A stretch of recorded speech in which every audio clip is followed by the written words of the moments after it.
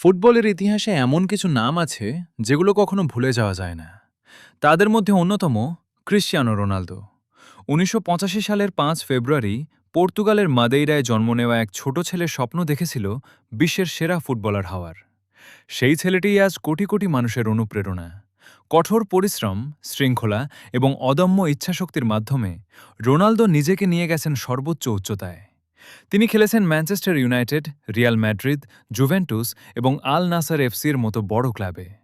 তার অসাধারণ গোল করার ক্ষমতা, গতি, শক্তি এবং নেতৃত্ব তাকে ফুটবল ইতিহাসের অন্যতম সেরা খেলোয়াড়ে পরিণত করেছে। শুধু মাঠেই নয়, মাঠের বাইরেও তিনি লক্ষ লক্ষ মানুষের জন্য অনুপ্রেরণা।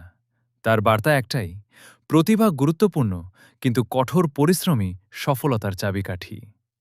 অসংখ্য গোল, অসংখ্য ট্রফি এবং কোটি কোটি ভক্তের ভালোবাসা সবকিছু অর্জন করেছেন তিনি।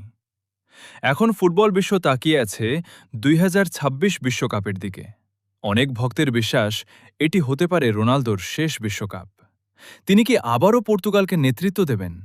তিনি কি বিশ্বকাপ ট্রফির স্বপ্ন পূরণ করতে পারবেন?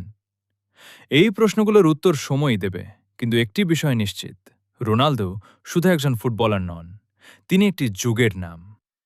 ২০২৬ বিশ্বকাপে আরেকবার ইতিহাস করতে পারবেন কি ক্রিশ্চিয়ানো রোনালদো? কমেন্টে আপনার মতামত জানান।